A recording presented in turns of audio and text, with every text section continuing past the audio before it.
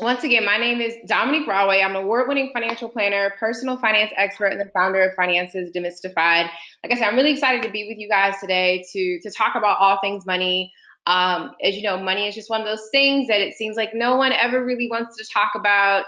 And a lot of times when we are talking about it, it's not necessarily too late, but it's like, oh man, we should have been having this conversation sooner. So I think it's always exciting when we get to do this program for, people who are, in the intern state, you're getting that first job or about to start your first job or already in it. But it's really great for you to be able to get a head start on your finances. So first things first, where it all began for me. So I actually was previously a financial planner and stockbroker at a large investment firm called UBS Financial Services. And I always wanted to be in the field of personal finance. I loved everything about investing, money, growing your wealth. All those topics always really excited me. And I went to my family and asked them for just kind of guidance in that area, and I realized that they didn't have a lot of knowledge on these various topics. So it just really made me get more hungry to learn, like I said, to learn more about wealth and how people are building wealth. And before that, I went to a historically Black college, Bowie State University. Had an awesome experience there. And was able to, with my own doing, land an internship at UBS Financial Services. They hired me full time. I ended up working there for a few years. And I was really fortunate that I worked throughout college and bought my first house when I was 22 while I was still in college. It took me an extra semester to graduate, but that's another story.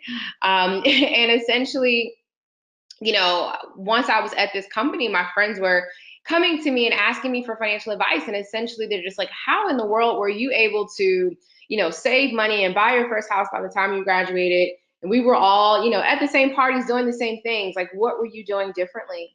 And as they continue to keep asking me for financial advice and financial guidance, I realized that they didn't have access to this information. And the companies that I were working with, UBS Financial Services, Edelman Financial Services, and these other companies, they only work with people that had millions and millions of dollars.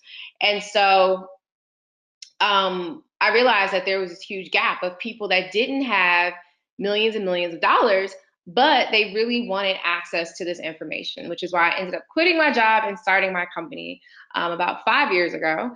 And that's really that picture to the right is where I began, or where I kicked it off at. I bought a booth at an event called For Sisters Only, and it was just trying to bring fresh ideas for a brighter financial future was my slogan at the time. Super corny. And that's really, how my business kicked off. And from there, I started my business in about a week, honestly. And from there, I was featured in, Yahoo, Forbes, Huffington Post, all these awesome publications from our work in financial literacy, and just being able to make finance something that's fun and exciting, and something that's easily and affordably accessible to anyone that has a dollar, anyone that really wants to learn more about their finances. So with all that said, I guess we can go ahead and jump in. So one of the first things I like to ask any group that I'm talking to is their first experience with money. And I love when we're doing this in person because we get to get that feedback. But one of the things I want you to think about as you are going reviewing your finances and just thinking about like what you want your financial future to look like, as you're preparing for the future, I want you to think about your past and think about what was your first experience with money, and think about what that conversation was like in your household. Was there a conversation at all? You know, were your parents, the kind of parents that said, no, we don't talk about money. We don't talk about how much money we're earning. Or did you have more of a family that was very open and transparent about their finances, and they were eager to share with you what was going on and how they were making money. And also, what did you do with your first paycheck? It's a question that I like to ask a lot of people, because believe it or not, some of the things that we do with our very first paycheck that we make, as when we're as young as 15, 16, whatever years old, or even 20 years old, whatever we do with that first paycheck, a lot of time a lot of times would be what we end up doing with our finances going forward. So I'll meet students who say, hey, I remember I got my first paycheck and the first thing I did was I ran to the store and bought a bunch of shoes. Or I went and took my boyfriend or girlfriend out on, on a date and spent my whole check. Or there's some people who say, hey, I took half of it and I don't know, started a business in school and bought candy and was able to turn it into more money. Or other people who were just like, hey, I was actually able to to save a portion of it or put it aside to buy something bigger. So your very first experiences with money that you're experiencing with your parents or whoever raised you, and also that experience that you have with your very first paycheck has so much to do with how you manage your money now and in the future, which is really interesting. And I know for me, some of my first experiences with money was being very eager to have my own money, not wanting to feel like I always had to go to my parents and ask for money. And this was at a really young age, even at as young as like 7 years old, I started selling bracelets and started selling bracelets to friends and family, the box and the barrel types of things, selling them, putting beads. And that was just my efforts of making my own money because I got so tired of asking my mom, like, oh, buy me this in the store, buy me that. And she's just like, no, no, we didn't come to the store for that, things of that nature.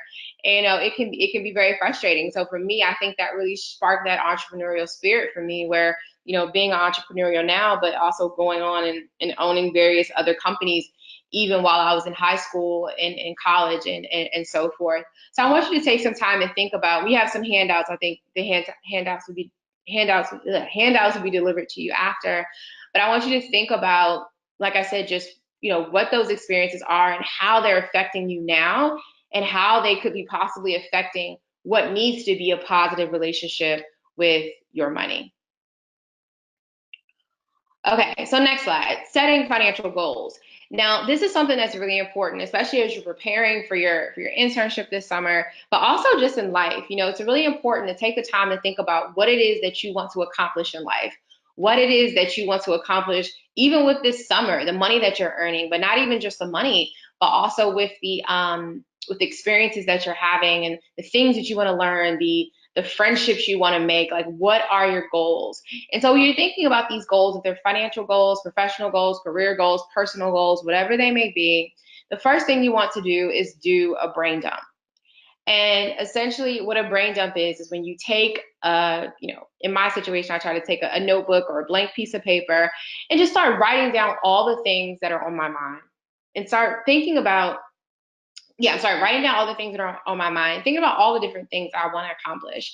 And it's good to do this brain dump because it allows you to get everything out of your head that you may be thinking about. And you'd be surprised. Some of your ideas may be great. Some of them you may be like, I'm not as excited about accomplishing this goal. I'm more excited about doing this. And you want to think about, what it is that you want to accomplish in this year, in this lifetime, and what just overall, like what do you want to accomplish in various specific time frames? And when you're doing this brain dump, what I personally like to do, I like to make sure that my phone is like on do not disturb.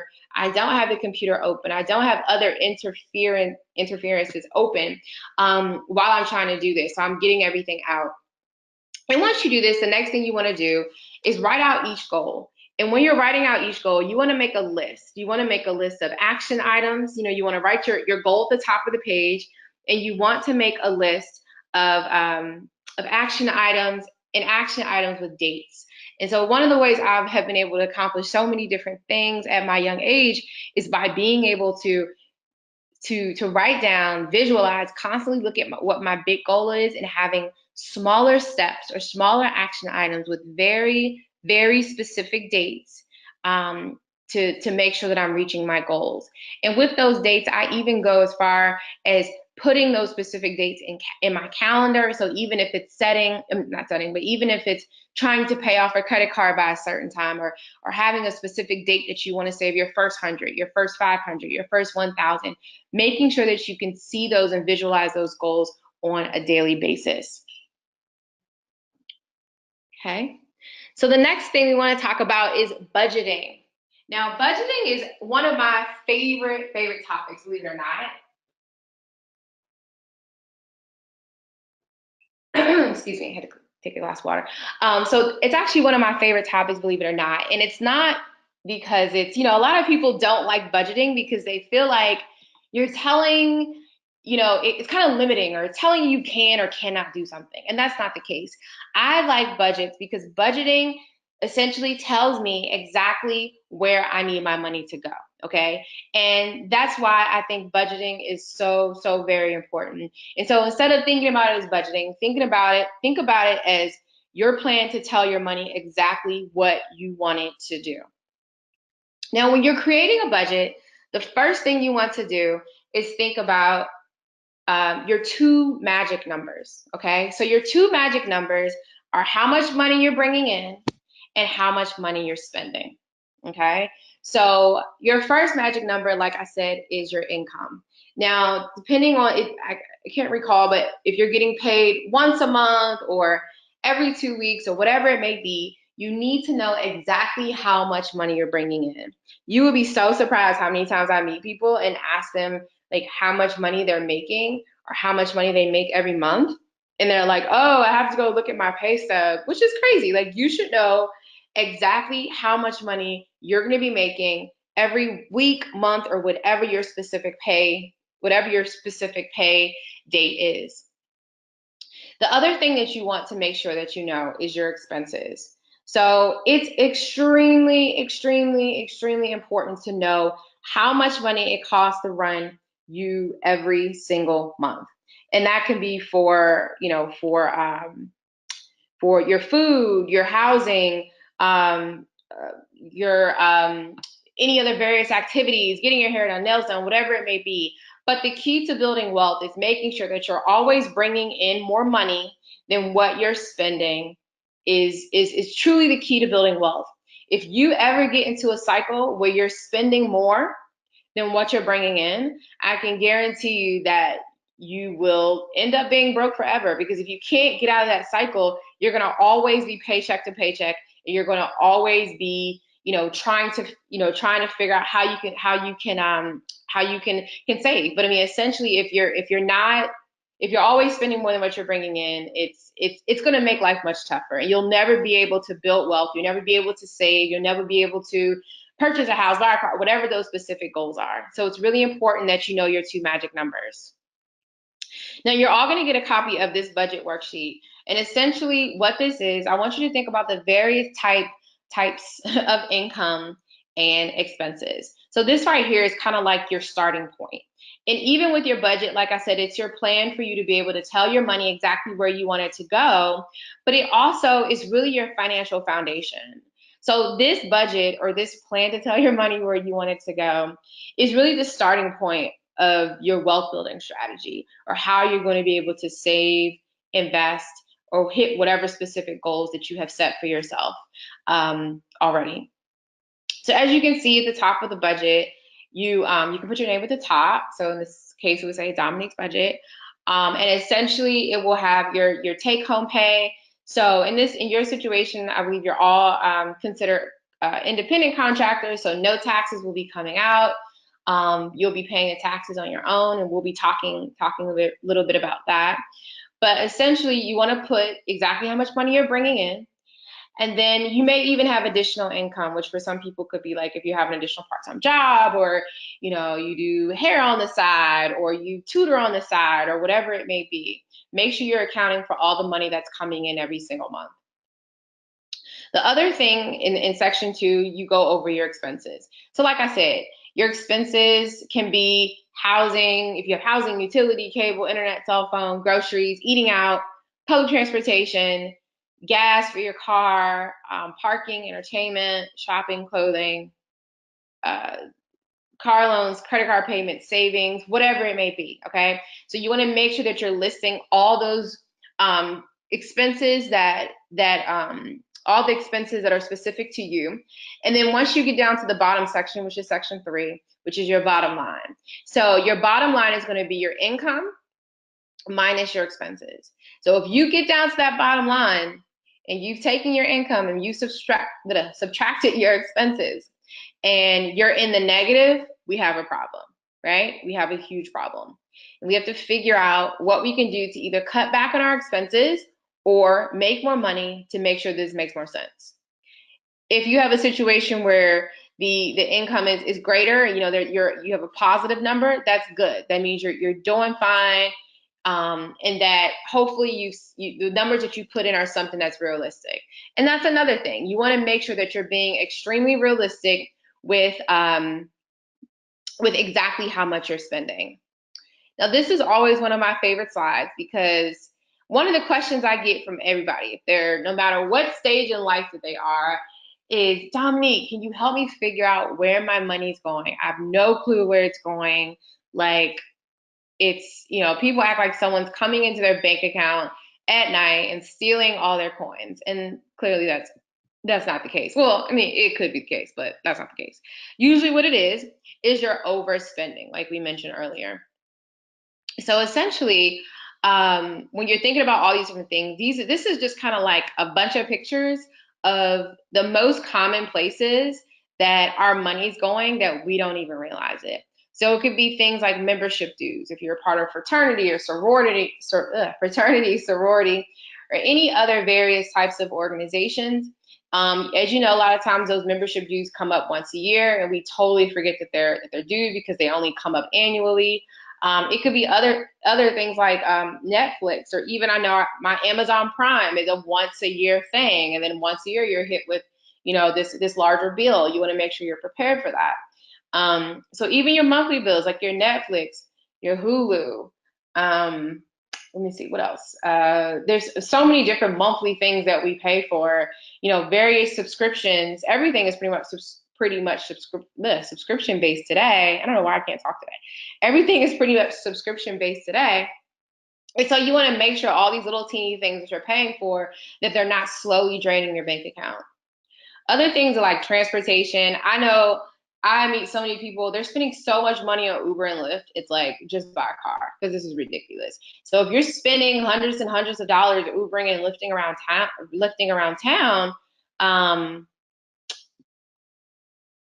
okay. Yeah, if you're spending tons of money Ubering and lifting around town, you may want to reevaluate and make sure that you're not wasting money, because essentially with a lot of these apps, as convenient as they are, we're spending so much money as just like a generation, on convenience. And convenience is good, but convenience comes at a premium. And so we're spending all this money for convenience today, but it's taking tons away from wealth in the future. So make sure that you're not, you know, kind of getting into that pattern as well.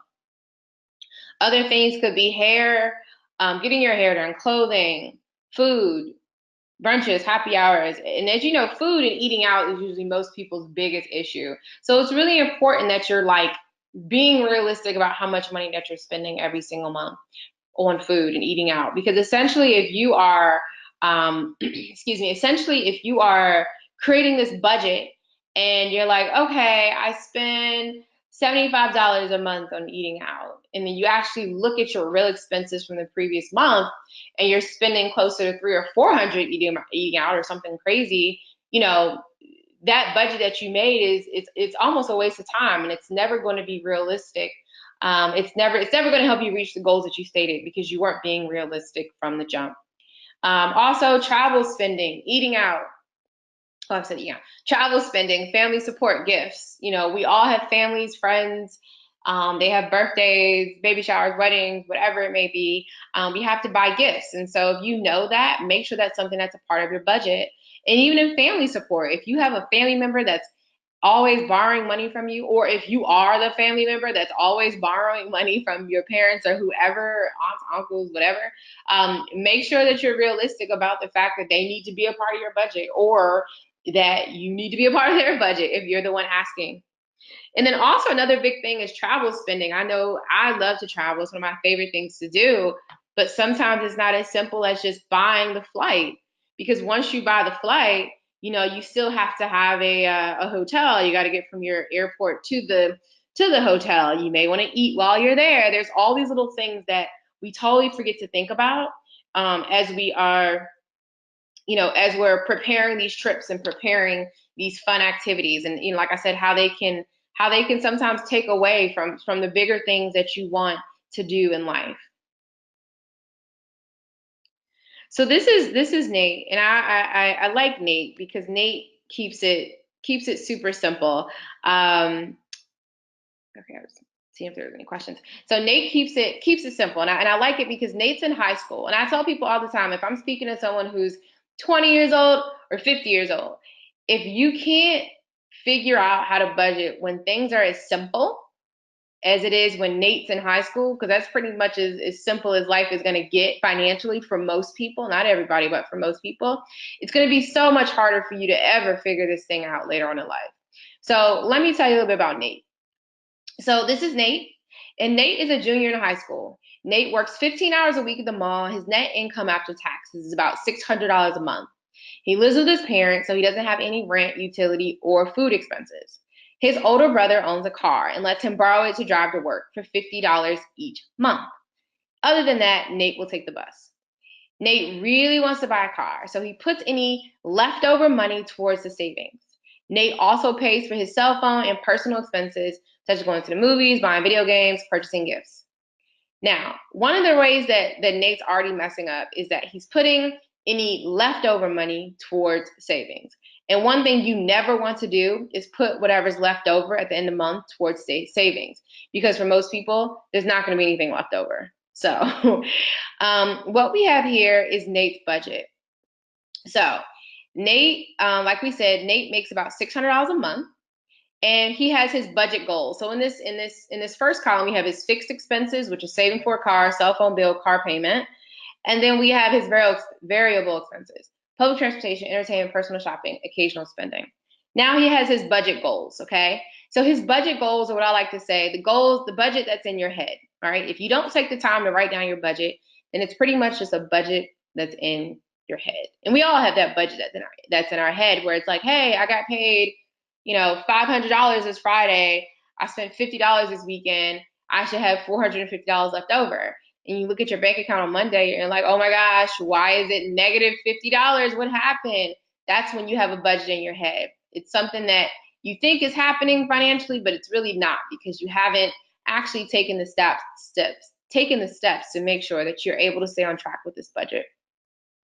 So his goal is to save $100 a month for the car, pay $75 for his cell phone, pay $50 to his brother for his car payment, and then pay another $50 for public transportation, $50 for entertainment, $50 for personal shopping, and $25 for occasional spending, which means that he'd have about $200 left over at the end of the month, which is great, which means that he would be saving $200 plus another $100 for his car.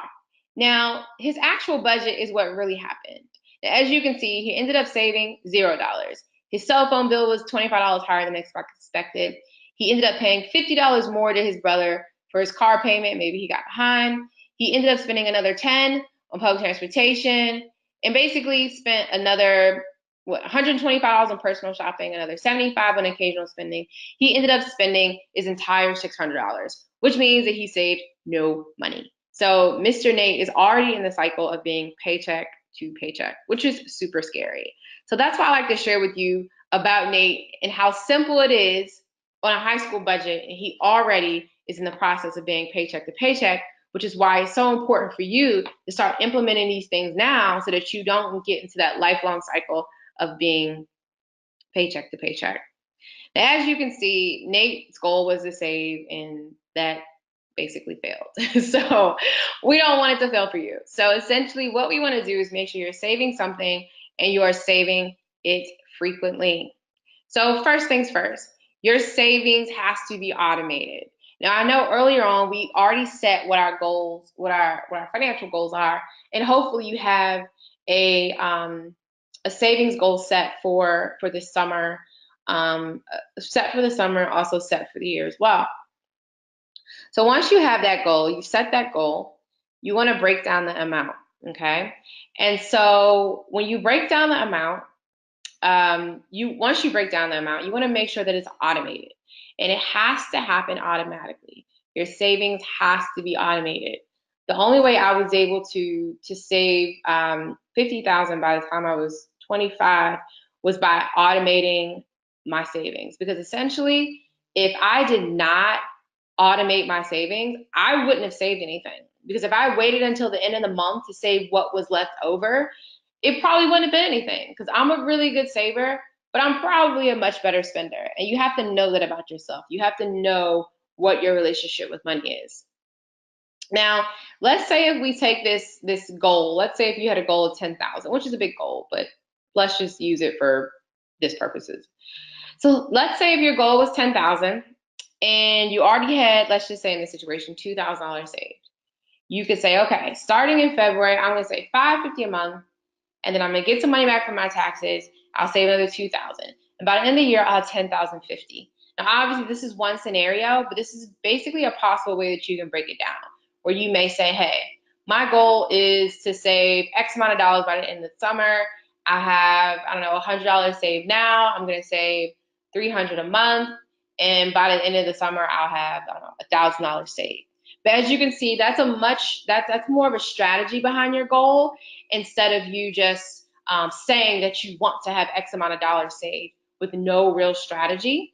And when you're automating, and when you're setting that amount that's going to be automated, I always tell people to automate it on the day that you're getting paid. So example, if you know you're getting paid twice a week, then if you're going to be saving $100 every paycheck, make sure that as soon as you get paid, that the $100 goes directly from your checking to your savings, wherever your savings account is. If it's at your respective bank, or if it's at another third-party bank like Capital One 360 or Ally Bank, or something that's online that has a higher interest rate, just make sure that it's happening automatically.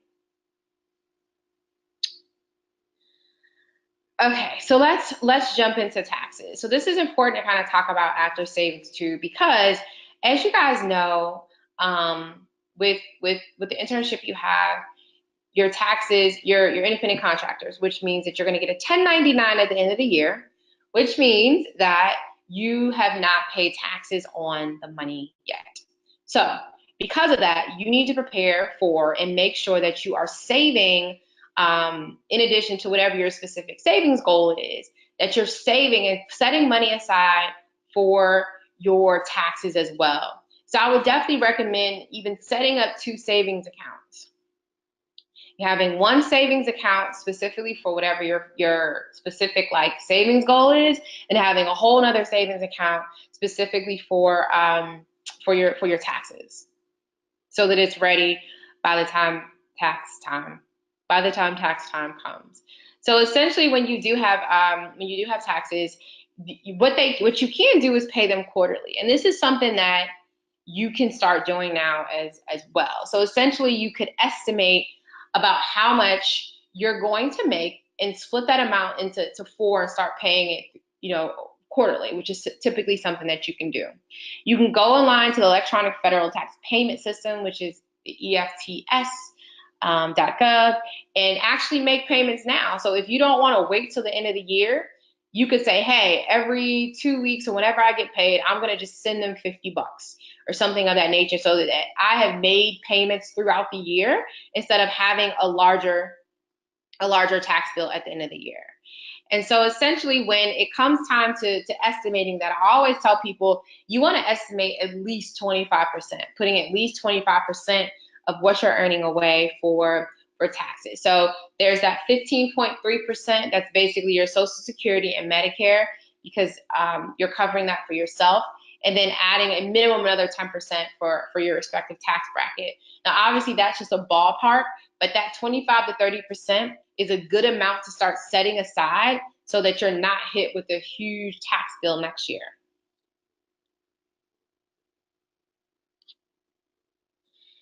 So these are the various payment dates. So this is updated until January, but basically the numbers are exactly the dates are exactly the same every year, unless it falls on a weekday. So essentially, the various payment dates are April 18th. So basically April, June, September, and January, pretty much the 15th of all those months, okay? So if you decide that you want to start paying those taxes quarterly, those are the dates you can start, that they're due, your quarterly taxes are due. But if you want to make payments in between, you totally can. You don't get penalized for that. This at the bottom of the corner is the electronic federal tax payment system. And this is what the website looks like. I know it looks super dry, but that's basically what it looks like. All you'll need to do is enroll, select that you want to make a payment for the 2018 year. For the 2018 year, and those will get credited towards, those payments will get credited towards your bill for the next tax cycle, if that makes sense. All right, so that's taxes. What I want to jump into now is personal credit. Now, this is something that is extremely, extremely, extremely important. Having, healthy and good credit can save you thousands, sometimes hundreds of thousands of dollars over your lifetime. It can give you the ability to have a car payment of $300 instead of $600. It can help you save thousands of dollars on a home. It can also ensure that you get that job that you want, because people can look at your personal credit for all types of different things. So if you hopefully by now you've looked at your credit, and I will be sharing with you a few additional tools and technology that you can use to look at your credit for free. But if you've never looked at your credit report, I definitely challenge you to do that at some point this weekend or at some point this summer, or over the next few weeks, so that you have a 100% clear understanding of exactly where you are, exactly what your credit rating is. So the first thing you want to do, or this right here is basically how to read your credit report. Now, obviously, each major credit bureau, their credit reports have a different look, but essentially, this is pretty much the gist of all of them. Now, as you know, there's three main credit bureaus: Experian, Equifax, and TransUnion. So, like I said, Experian, Equifax, and TransUnion, these are the three main credit bureaus. Now, this specific report, like I said, just kind of gives you an idea of how to read it. So if you've never looked at your credit report, or if you looked at it and just got super overwhelmed, I'm going to give you just a quick rundown. Now, the first thing you're going to see, as you can see on the right, hopefully, not sure if you can see my mouse or not, but if you can see, I'm sorry, on the left side, what we have here is your specific credit item. So in this situation, the creditor or the credit item is American Express. As you can see, it says Amex. It has the name of the company. It has the it has the address, it has the phone number, it has the account number, it has the date that you opened it, it has the date that it first reported to your credit bureau. It also has the date of whatever the most recent status is. It also has your credit limit. It has your high balance. So if you have a credit limit of 1,000 and you hit a high balance of 1,200, it will definitely note that. It will say the type of credit. So in this situation, it's a credit card, but it could also be a student loan. It could be a mortgage. It will also have your recent balance, and it also states your responsibility. So your responsibility in this situation is an individual, which means you have the credit card on your own. But in some cases, let's say if your parents add you as an authorized user, it would say that authorized user. Or if you co-sign for Bay's card or whatever, don't do that. But if you do, it will say co-borrower or something of that nature. And then as you can see at the lower bottom on the left-hand side, it has your payment history. This is one of the largest parts of that make up your credit score. We'll talk about that as well. But essentially, your payment history is going to tell potential creditors or potential lenders exactly how much, exactly when you do or do not or have not paid your bills late or on time. So in this situation, they started out from 2010 on the right. In February, they were okay. It looks like they didn't use the credit card for quite a bit of time. And then by March 2011, they were 30 days late. So if you're 30 days late, 60 days late, 90 days late, or if you don't have a payment due at all, it will always specify all of this. And as you can see at the top, there's a payment history legend. Most all credit reports will have a legend. So make sure you're looking at whatever the specific payment history legend is for the credit report you're looking at, because they do vary based on the credit bureau. So this right here is really important as well. So what makes your credit score? when you're looking at your credit score, or let's say, I know it's happened to me before, where let's say you have a credit card, you totally just forget to pay it, or you just didn't have the money to pay it, or whatever it may be, and you missed one payment, okay? And you look at your credit score and it's dropped like 30 points. You're like, oh my goodness, what happened? This is crazy. That is because payment history is one of the largest parts of your credit score. So this is essentially pretty much what makes up your credit score. So like I said earlier, payment history is 35%. It's the largest amount of your credit score. Having a healthy payment history is really important, because as a potential lender, if we're looking at your credit, looking at your credit report, and we see that you don't make payments at all, or you're not making payments on time, that's a red flag. That means that if I lend to you, you might do the same thing to me. And nobody wants to lend money to anybody. You have to track them down just to get it back. I mean, I'm sure we've all lent money to family and friends, and like having to get it back can be annoying, right? The creditors don't want to deal with that. So the next other big part is amounts owed. So let's say you have your credit card and you have a limit of 1,000, and you keep that balance at $995 all the time. So you always have a balance of $995. That makes you look like a irresponsible borrower, because essentially you're using basically 95% of your available credit. So that's why the rule of thumb is you want to keep the balance owed amount around 30% of the total amount. So if your credit limit is 1,000, you want to keep the balance owed, if you're carrying a balance month to month, $300 or less. Okay. So as you're continuously getting close to that balance, it will greatly affect your credit. Trust me. You can literally max your credit card out, keep it that way for a few months, and your credit score will have a huge drop. So make sure that you're not doing that, and that you're only putting things on credit that you can afford to pay off over the next few months, and not over years. Another big part of your credit report is your length of credit history. So your credit history is about 15%. Now, obviously, that's a tough one, because that's just based on when you started building credit. So I've met people who say, oh, I'm 30 years old and I have never used my credit. Well, that's actually not a good thing, because now you're starting to finally build your credit at 30. And that's why it's really important to start building your credit as early as possible, that you have longer payment history, and also that you have longer payment of general credit history as well. The other 10% are new credit and credit mix. So new credit is just when you're opening new credit. Credit mix is if you have a good, healthy mix of, maybe credit cards, a mortgage, car loan, personal loan, things of that nature, instead of just having all credit cards that are completely maxed out. That could look very negative on your credit report.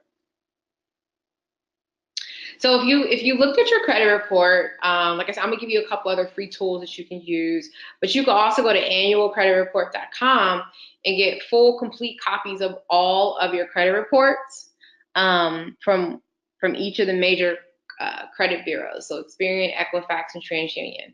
But you can only get one for free per year from this specific website. Like I said, I'm gonna give you some tools in a couple minutes that will help you have access to your credit reports at all times.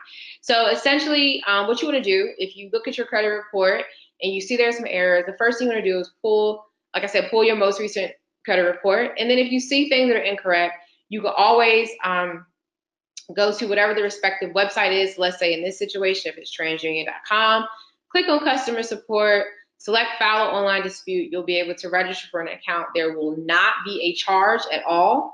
And this will also give you the ability to look at your entire credit report completely as well.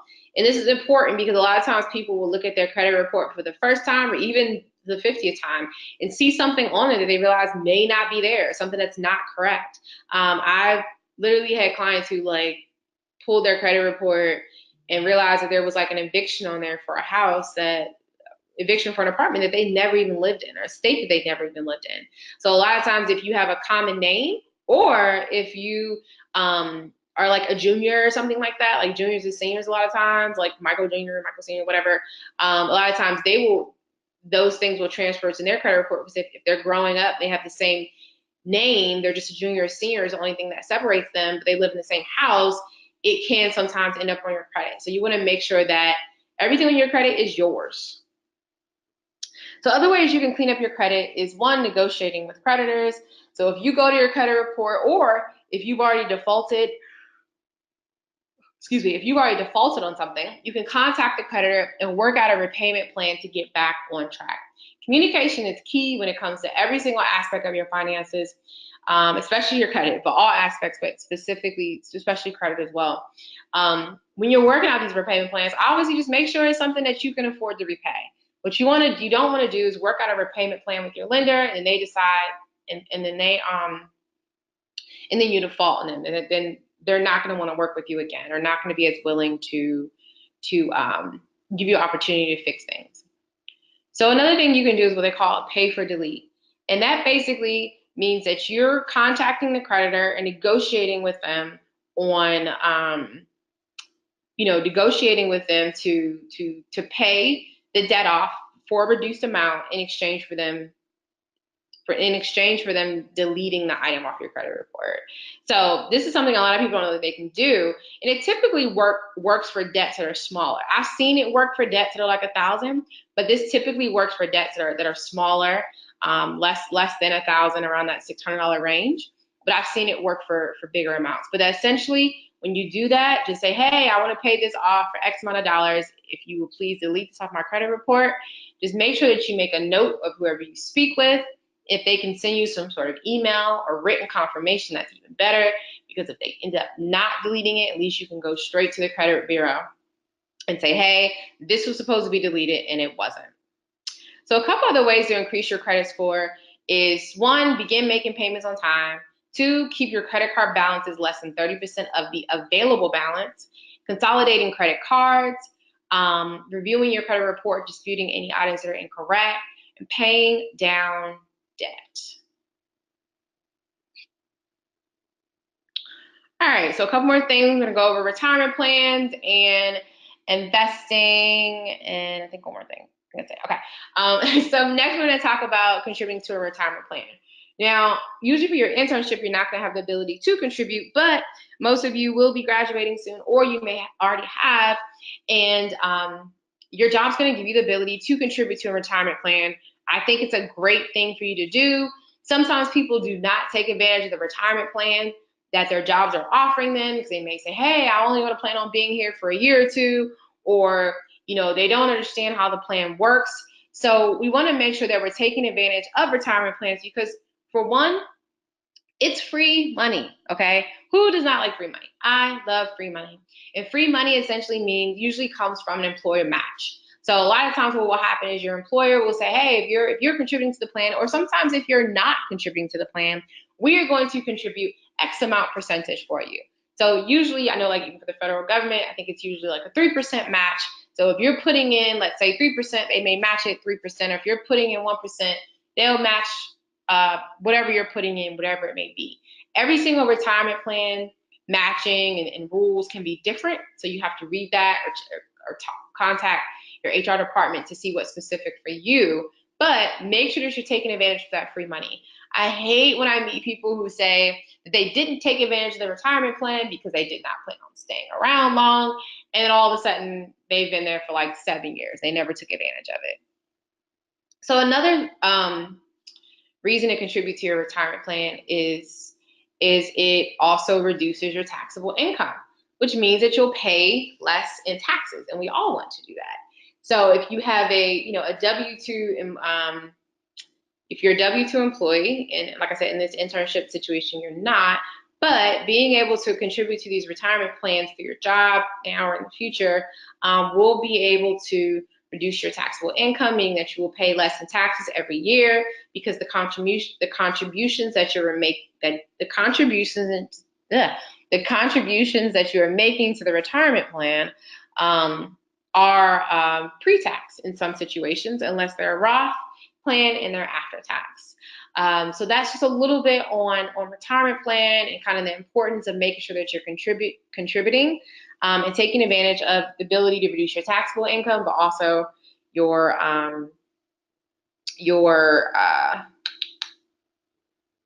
taking advantage of the free money. Another thing I want to hit on before we get off this slide is also Roth IRAs. And I want to just hit on Roth IRAs really quickly because I know Roth IRAs are very, very popular. A lot of people don't really know how they work. And so a Roth IRA is something that you can set up on your own with whatever investment company you're working with or whatever investment account you have. And essentially the way the Roth IRAs work is anything that you put into a Roth IRA, you can take out completely penalty free. Now, let's say if you contributed to this retirement plan through your employer, you're contributing long term, obviously. And so anything that you put in, if you take it out early, you will face a penalty, okay? Plus whatever tax bracket you're in. Now, with a Roth IRA, you can contribute up to $5,500 a year into this specific retirement account. And like I said, if you decide that you want to deposit $5,500 in today, and then you want to take your boyfriend or girlfriend to Mexico next week and take it all out, there's no penalties whatsoever for making that early withdrawal.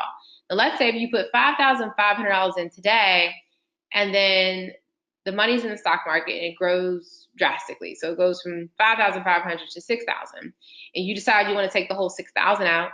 You still don't pay any penalties on the first 5,500, but you will have to pay penalties on the earnings. And the earnings in this situation is $500. You pay a 10% penalty on the earnings, and that's it. And basically, you only have to pay 10% penalty on the earnings until 59.5, which is at the age that you can take money out of your retirement accounts without facing a penalty. So I definitely just wanted to go over Roth IRAs and what those are and what that how those work, since I know they are very, very popular and we always get tons of questions on Roth IRAs. So next topic, one of my favorites, investing. So investing, here we go. So basically, what does it mean to invest? So investing is the act of committing money or capital to an endeavor with the expectation of obtaining an additional income or profit, or essentially making your money work for you.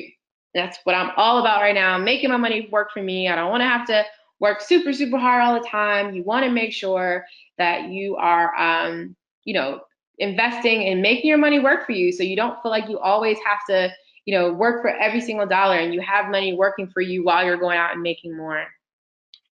So the first investment I want to talk about is a bond.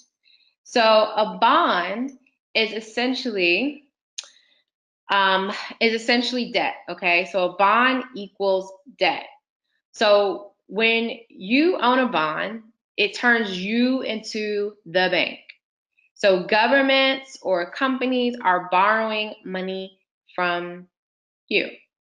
So I like to use a very, very drastic situation. But let's say if you live in Washington, D.C., right? And Washington, D.C. has decided that they want to build a bridge, like that fast track bridge to Disney World.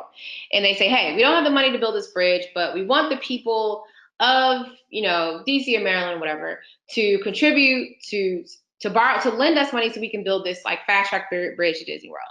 So essentially what they would do is issue a bond. You'd buy the bonds, and essentially when you buy the bonds, they would be paying you back over whatever specific time they say. They'll pay you back principal plus interest. So it's just like how when you, with your student loans, you're paying back principal payment plus interest. So if you have a car loan, when you pay them every month, you're paying back principal plus you're paying interest. So essentially, that's basically how bonds work. And that's also why a lot of people who are older in retirement are using bonds to kind of supplement their income because they're getting consistent monthly or quarterly or whatever specific time frame is payments. So this right here is a Series EE bond. This is probably like one of the most popular bonds, the bond that we've all seen. It's the bond, it's the thing that a lot of times our aunts or aunties or whatever will buy us for our birthdays, although we want something else. But essentially the way bonds work is you purchase it at half the face value. So in this situation, it's the $500 bond. You purchase it at $250. It matures in 20 years, and the face value of $500, it hits that face value of $500 20 years after the date of purchase. You can cash it in at any time. You can cash it in at any time before the 20 years, but the maturity value will be prorated. So let's say if you cash it in a year before it matures, it may be worth $480 or something of that nature. But they have online tools now where you can actually put in the what's it called, the number that's on your bond and determine exactly how much it's worth. So when it comes to buying stocks and mutual funds, and you'll have a worksheet for this as well, people are always asking me, like, where should I invest? What's the best place for me to start investing? And I always say, what are your favorite places to shop? What are the places that you frequent? Where are the places that you frequent? Where are you spending your money at? Those are the places that you should start when it comes to investing. And so essentially, well, I definitely challenge you to kind of make a list, or just even look around the room, like wherever you are, and like, what do you have? Are you using a Google browser, Chrome? So maybe invest in Google. Are you eating Chipotle right now? Maybe invest in Chipotle. Are you tuning in from an Apple iPhone? Maybe invest in Apple. Are you carrying a Michael Kors bag? Invest in Michael Kors. Do you buy or spend all your money at Target like I do? Invest in Target. Or if you're buying everything from Amazon may be a good idea. So definitely make sure that you're using that handout once you receive it to kind of start brainstorming all the different places that you're spending your money, so you can kind of start identifying where are the best places for you to start investing. So, okay, so stocks. So basically what a stock is a share of ownership in a company. So essentially, let's say if you decide that you want to buy a stock or share, in this specific case, Google. So now that you bought a share in Google, although Google stock is extremely expensive, you are now technically part owner of Google. Yay. But however, you cannot just walk up in Google and be like, hey, I'm part owner, I want to make some changes. You'll totally get kicked out, just FYI. But you do now own part of the company. So essentially in this situation, a stock is a share of ownership in a company. So if you buy one stock of Google, you paid $525.83 based on whatever day this was pulled. There's a specific stock symbol. In this case, it's GOOG, G-O-O-G. And this is the stock price. And then we have your change in value. So on this specific day, the price had gone down $2.10. Now this is a stock certificate. You don't see stock certificates as much as you used to back in the day. Back in the day, you would go and buy a share of something or multiple shares of something, and they would give you these certificates, and it would say how many shares you bought and what the value was at the time, and things of that nature. You don't see these anymore, but I still think they're super cool to see. So there's two ways to make money off of stocks. One is when they increase in value. The other is when a dividend is declared. So essentially, let's say if you have bought a share of Google for $50, although we know that's not the price, but just for this illustration. So let's say you buy, excuse me, let's say you buy a share of Google for $50. And then you go and let's say Google's share price increases and it goes up to $75. You're like, hey, I made some money, I'm cashing out. So if you buy it at $50, you sell it at $75, this means you have a profit of $25. Now let's say if you, so now you have a profit of $25. But let's say if you don't sell the stock and you maintain it, now your price of the stock is $75. And now the stock price is doing so well that Google has decided that they want to declare a dividend, a 5% dividend. So in this situation, they're saying, hey, we did really well. We want to share our earnings with you. We're going to declare a 5% dividend. So let's say if you have one share, that means that you're going to get $3.75 a share. So let's say if you had like 1,000 of those shares and they declared a dividend, that's a whole other $3,750. And this is how a lot of times people are able to kind of use the dividends and make money off of their dividend, make money off their stocks without selling them, and kind of use the dividend earnings as additional income. So hopefully that makes sense. Next, we're going to talk about mutual funds. So we're almost done, so make sure if you have any questions, you're getting those together. So basically, we have mutual funds. So let's say we said that you could buy a stock in a company, but when you buy stock in a company, you're also kind of worrying about the fact that the company may make a bad decision. So I think a perfect example, was a couple years ago with Chipotle. So people were buying Chipotle, people love Chipotle. All of a sudden, people start getting sick. People's stomachs are hurting. They're like, oh no, don't eat Chipotle. Everyone's getting sick. Stay away. Their stock started tanking because people were doing everything in their power to avoid Chipotle. Now, if you don't want to have all that risk of one company making one bad decision and totally messing up, or, another good example, Snapchat. A few months ago, Snapchat did this thing, like, would you prefer to smack Chris Brown or punch Rihanna or something crazy? And like, too soon, not cool, we don't promote domestic violence, that's not okay. People were upset about that, right? And so their stock tanked like something crazy, like a couple $100 million in a day. It was insane. And so if you don't want that type of risk of, one company making a bad decision, you can look at mutual funds. And so the way mutual funds work, it's like having an Easter basket of all your favorite stores or companies. So in this specific Easter basket, let's say we have American Funds, Growth Funds of America, we have Nike inside of it, we have Google, Amazon, Comcast, United Health Group, all these companies that we've heard of. So when you're buying a mutual fund, you're buying the entire basket or the entire fund, which has other companies inside of it. So now your risk is spread amongst all these companies versus having them versus having all your money in one stock, if that makes sense. And I think mutual funds are a great place for people to start out if they're just getting started investing, because they don't have to worry about keeping track of that specific stock if they have other things they want to do and they're not as into that. So another thing that we have is target date funds. So essentially, target date funds are mutual funds, and the way they works is you select a specific target date. So let's say if you're like, okay, I'm going to retire in year 2055. You put your money in a target date fund, which essentially is a mutual fund. And someone's whole job in life is to make sure that this fund does well and is on target to be less and less aggressive as you get closer to whatever that target year is, okay? And this can work for, like I said, retirement. People also use it a lot of times if they have a kid going to college and like, hey, my kid's going to college in year 2020. I want to make sure that this money is aggressive now, but as he gets closer and closer to going to college, I need the money to be a lot less aggressive.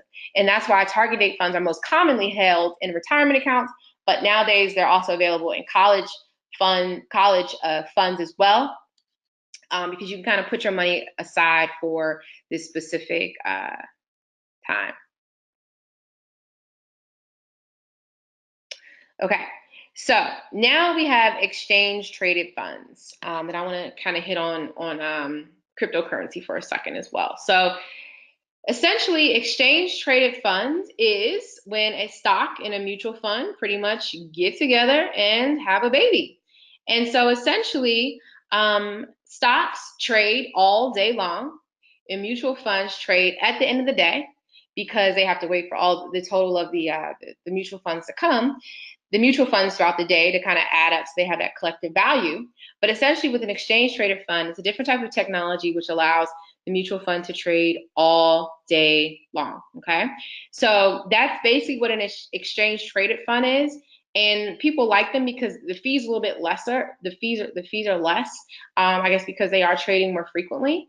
And there's a lot less paperwork that goes into it, so the fees are less as well. And that's basically what an exchange traded fund is. So as you probably heard, we have all this like news around cryptocurrency. I don't want to hit on it too much because it is very volatile, but it is something that kind of needs to be talked about. So basically, we have cryptocurrency, which is pretty much a digital currency that techniques are kind of used to kind of build these various kind of like blockchains essentially. So we have our most popular cryptocurrencies we have are Bitcoin, Litecoin, Ethereum. And it's really interesting because anyone could pretty much start their own cryptocurrency if they have the technology to support it. I was in Atlanta recently, and there was a young lady who started her own coin called Guap Coin, and it's interesting. It's literally called Guap Coin. She's an African American woman, and she was kind of doing it to kind of put more money back into the African American community. Really, really interesting. But anyway, anyone can pretty much start their own cryptocurrency, which is also why it is very, very risky, okay? So you're basically, buying these various coins, which are pretty much various blocks of kind of like technology, and it's a digital currency. And one thing, I mean, I've done pretty well when I've bought my Bitcoin, but Bitcoin is totally down right now. And so if you don't know what you're doing, or if you don't have tons of money that you're comfortable with losing, then you may want to stay away from it because it is an unregulated industry. It's super unregulated. And so, like I said, various people are just starting their own various, cryptocurrencies and things of that nature. So you have to be very cautious. If you are looking to kind of play around with it and look at it, Coinbase is a great place for you to start. Give you some places to invest. So as far as cryptocurrency goes, Coinbase gives you the ability to invest in, Ethereum. I think only Ethereum, Litecoin, and Bitcoin. And then now with Cash App, believe it or not, with Cash App, you can purchase Bitcoin via Cash App as well. But these are some other traditional places that you can invest. So E-Trade, Vanguard, Acorns is another place as well that you can go to kind of get some of those traditional investments. I don't think any of them are doing cryptocurrency as of yet because, like I said, it isn't regulated. And so they're kind of having a hard time jumping into that market.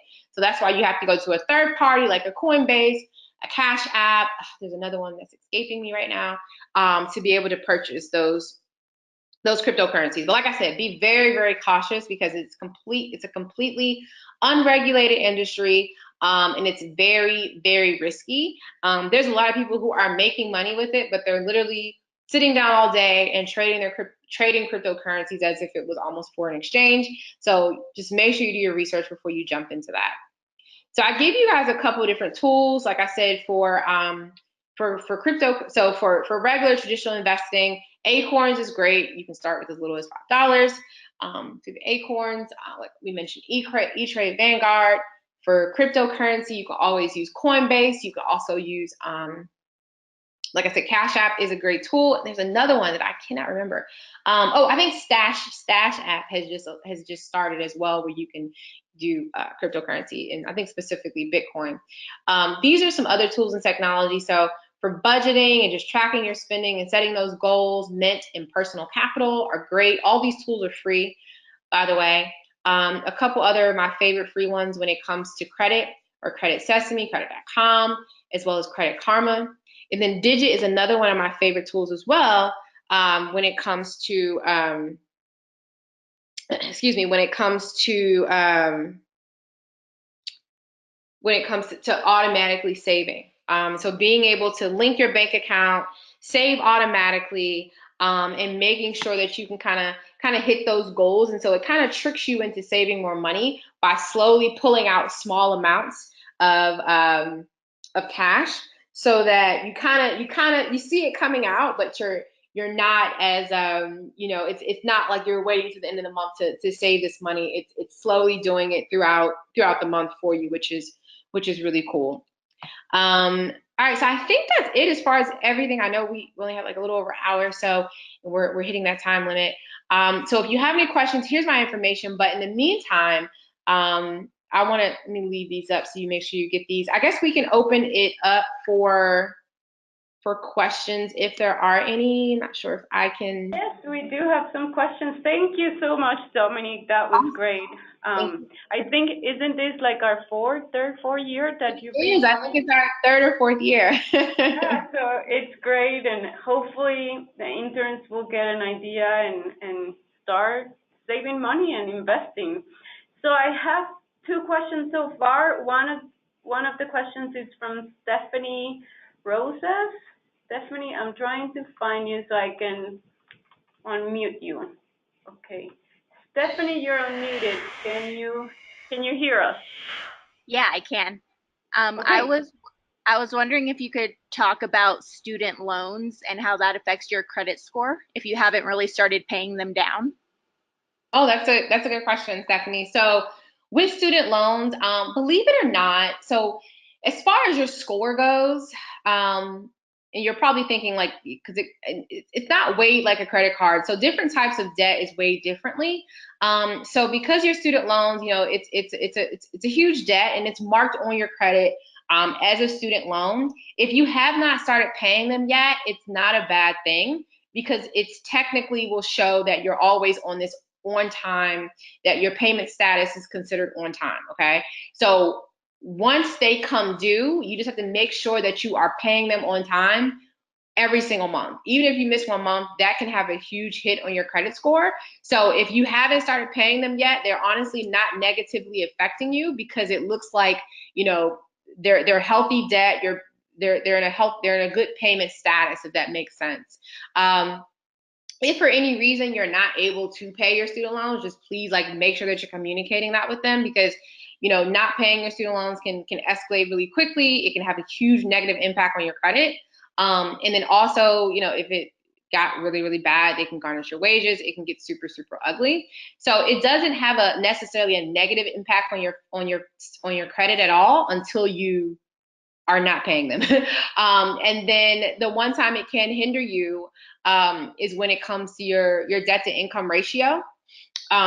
If you're trying to buy a house or trying to make various other purchases, but essentially that's probably only technically the more negative impact. But if you're able to get your student loans reduced based on your income and that amount is smaller than maybe what your credit report is saying, you're able to tell any potential lender if you're trying to buy something or whatever, that your student loan payment has been reduced to this amount and it's not whatever, the standard repayment plan is, if that makes sense.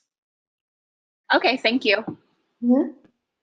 So I am going to unmute Dominique Sanchez because she had a similar question on student loans. Okay. Dominique, you're unmuted.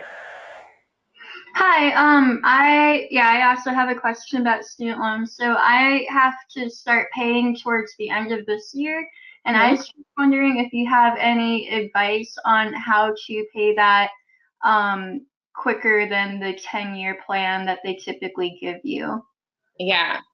Show my face here.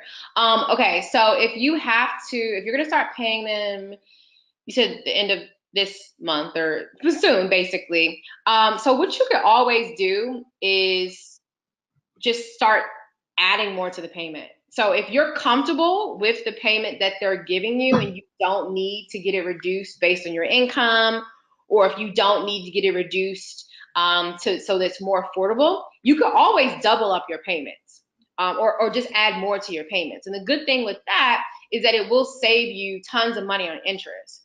So I would say the first thing you want to do is contact your student loan provider and ask them what that payment's going to be. They're going to give you the standard repayment plan, which is a 10-year plan. If you can afford that amount and you're like, hey, I can do this, I want to knock this out quicker, you can totally add more money to it. But that's kind of up to you and what you're more comfortable with.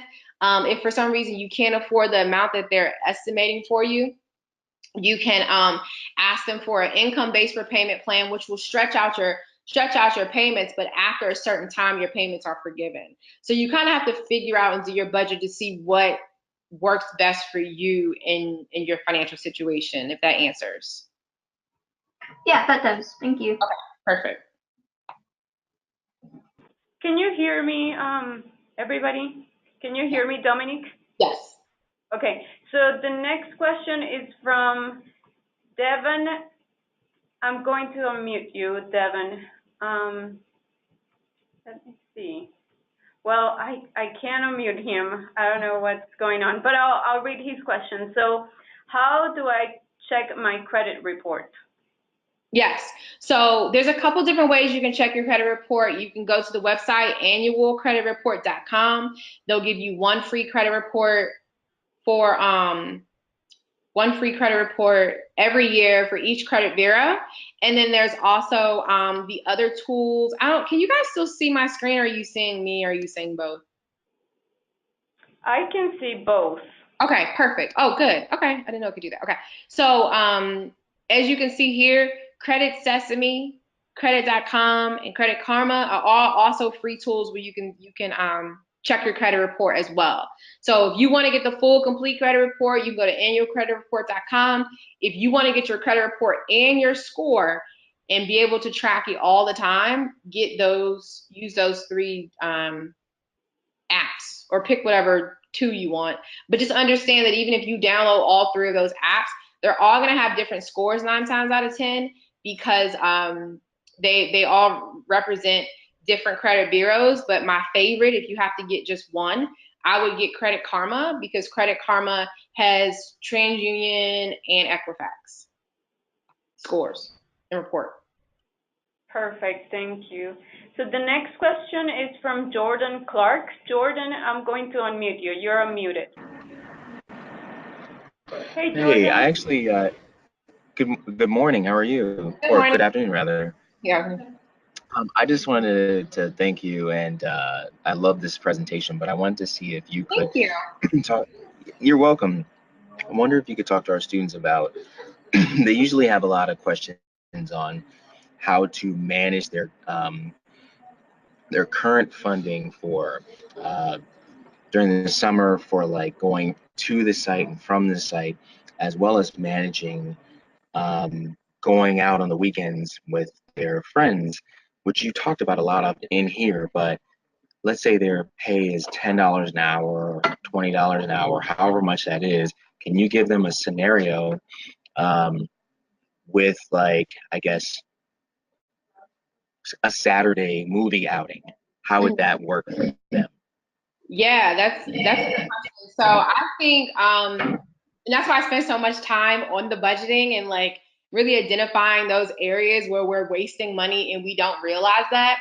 So hopefully the first thing you want to do is make sure you're like I said, there's two magic numbers, like how much money you're bringing in, how much your expense is, and making sure you're writing down exactly what your budget is and what your goals are. And that's why it's important to identify what your goals are so that if you can keep those big goals at the top of your mind, when you go out, you realize how some of the smaller things that we're doing and some of the things that we're like wasting our money on, that's taking away from our bigger goal, right? And so like you said, something like a movie night is so expensive to go to the movies. Like it's ridiculous, right? So even if it's you and one other person, you're usually going to spend a minimum of $50, right? And so you have like a going out budget where you're like, okay, my going out budget is $100 or something of that nature. And you can kind of take these other tools that I mentioned, like a Mint or Personal Capital, and they're free, to put your budget in the budget section so that you're getting an alert, or you can look and see before you go out and say, hey, I'm already over my going out budget, or I'm getting close to my going out budget. Maybe I'll just like order a pizza and watch a movie in. Like sometimes it may not sound like the most exciting thing, but sometimes you do have to sacrifice a little bit so that you can reach your bigger goals. Completely agree. And basically what you're saying is don't keep up with the Joneses. Yeah. Do what you can. So don't keep up with the Joneses. Don't keep up with the Kardashians. And also, too, I think it's important to share what your financial goals are or whatever your specific goals are. Because if you can share your goals with your friends or whoever, like you'd be surprised. Most people that you associate with, you guys are all trying to accomplish the same thing. But a lot of times we're going out and we're peer pressuring each other to do stuff. And it's like, if you had just told me that you were looking to save to buy X, Y, and Z, I would have told you I was looking to save to buy X, Y, and Z, and we could have like done some other more inexpensive activity. You know what I mean? And so I think it's important too to kind of share with your friends and your family what you're trying to accomplish, so they understand why you may have to sit this out, or they can kind of brainstorm other alternatives that you can do to still have fun, but like still reach your goals, your financial goals. Thank you. Dominique, yeah, one thing that I wanted to add is that when I started working, you think you can buy lunch every day out? That's a good idea.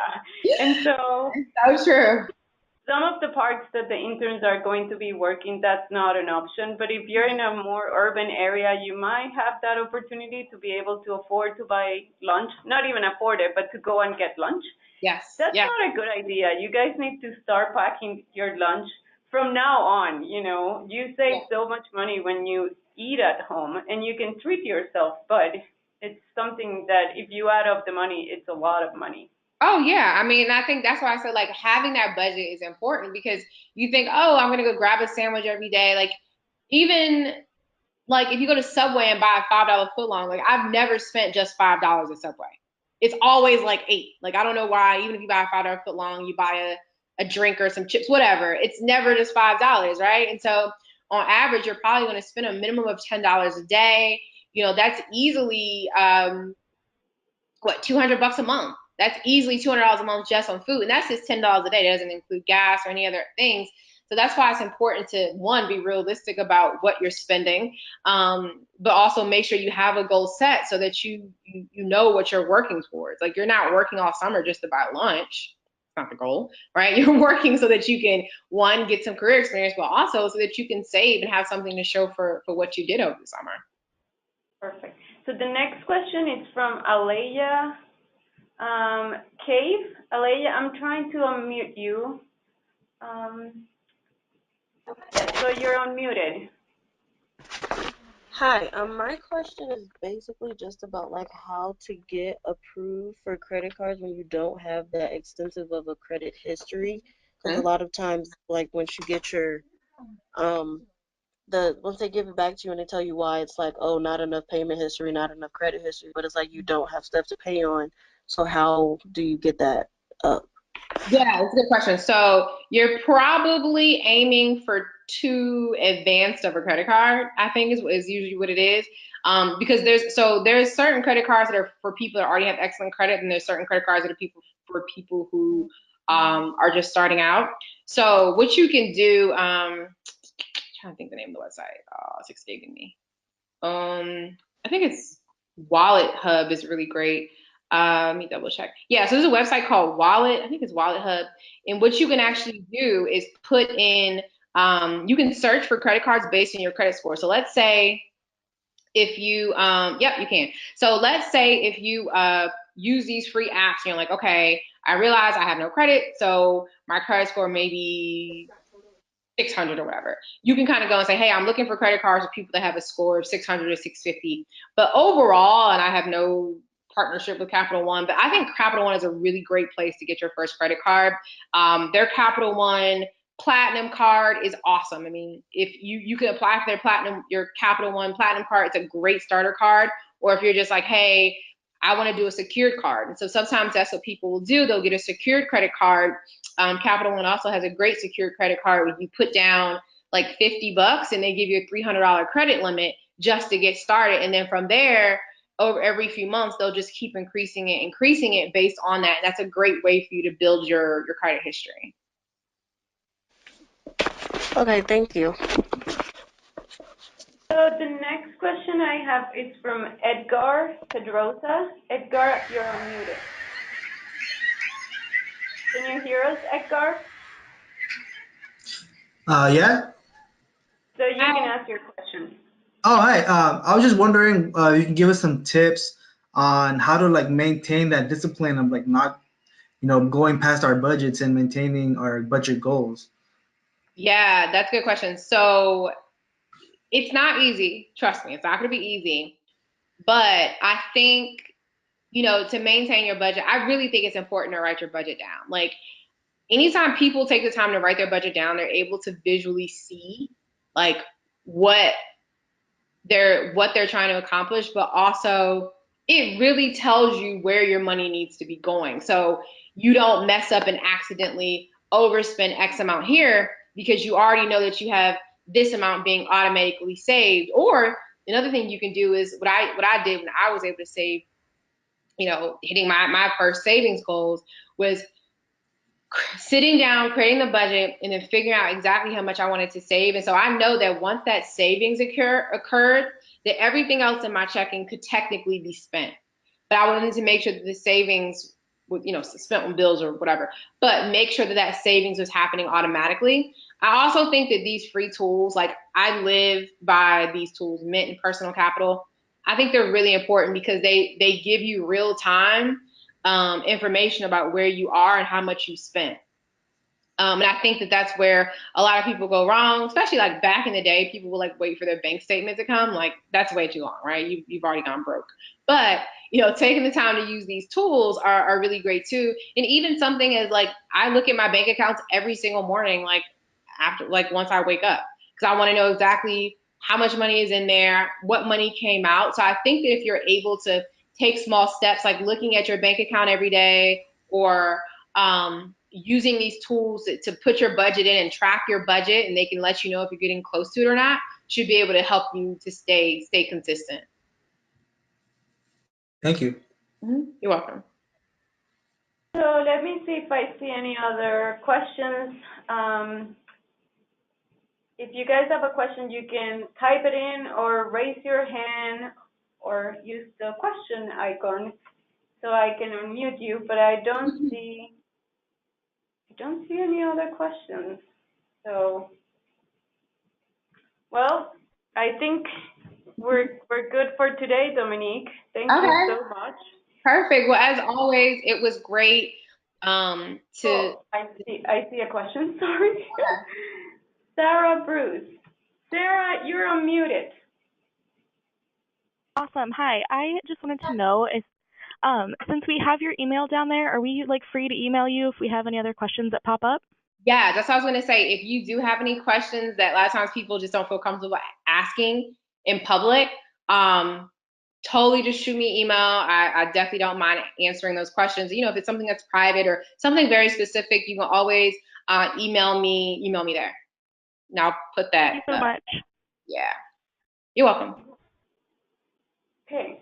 Well, I think now we're good. But I wanted to thank you so much for taking the time to meet with us. Thank you. It's always a pleasure.